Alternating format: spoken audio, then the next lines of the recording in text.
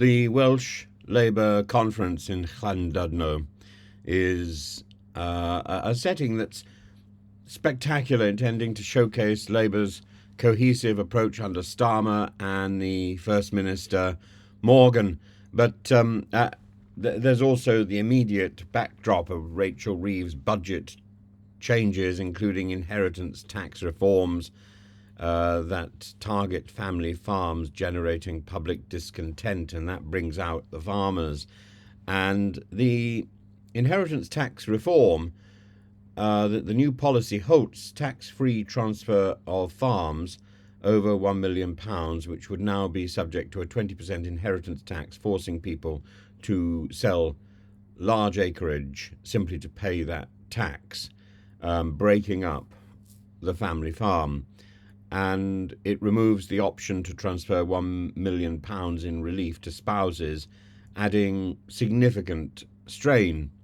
And the potential forced sales of family farms spanning up to 5 million acres to cover tax liabilities is inevitable. The National Farmers Union and other agricultural bodies predict dire economic and social repercussions, and hundreds of farmers, spectacular views led by public figures such as Gareth Wyn-Jones, staged a significant protest with tractors and banners declaring no farmers, no food. And what was Starmer's approach? Starmer chose not to meet with the protesters, opting for a rear exit under heavy security. The perception is that Starmer fled from confrontation, earning public criticism for avoiding direct dialogue.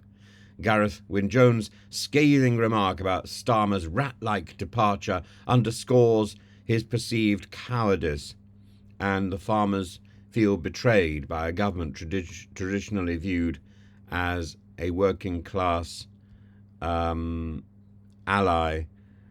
And this discrepancy between Labour's Treasury claims of 28% affected and DEFRA's estimate of up to 66% affected echoes the treatment of minors by Mrs. Thatcher. The noteworthy comment by the former Labour advisor John McTernan suggests farms could be targeted in the same sort of way, that this is a threat to rural communities and the food supply by an urban government that doesn't understand and doesn't care. It highlights the social division and the farmer strikes potentially disrupting domestic agriculture and increasing food prices to get their point across. Jeremy Clarkson's critique, branding Labour's move as shafting farmers, spotlighting wider disapproval from influential voices, and the Deputy Welsh National Farmers Union President Abi Reeder's warning that the tax reforms ignore the precarious nature of food production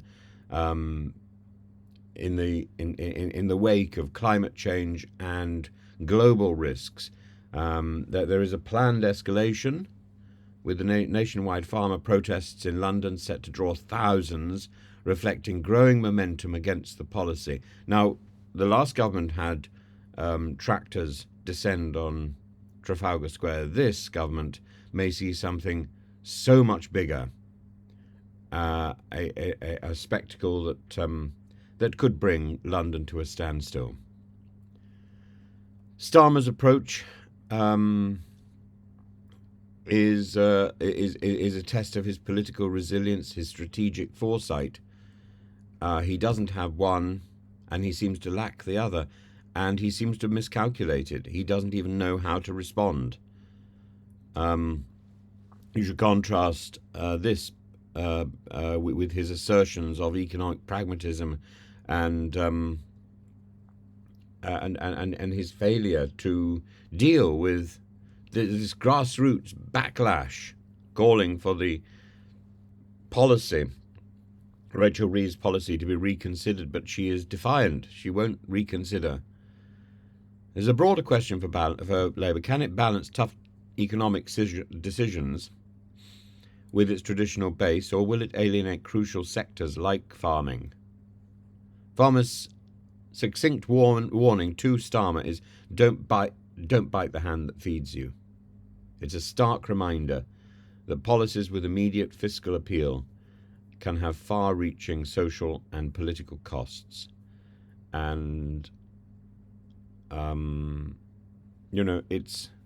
I was partly brought up on a farm, so I have great sympathy for farmers, and I have very little sympathy for Rachel Reeves and Keir Starmer. There's the other interesting story which I found today was the story that Rachel Reeves has lied about her past jobs, and that her CV is at least an embellishment of the truth, if not a complete deception.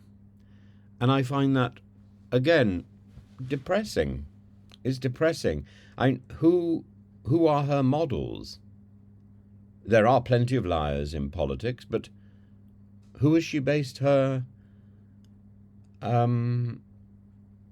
career on, her political career on? Because, the lies are coming out. They're not just lies that seem to be in the Treasury. There's lies elsewhere.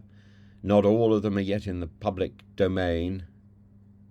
But there seems to be a lot of deception. Not all of it is directly relevant to what's going on at the moment, but somebody who can lie so gamely about one thing can lie about another. We seem to have got we seem to have had a series of governments led by people who cannot be trusted. Is this another?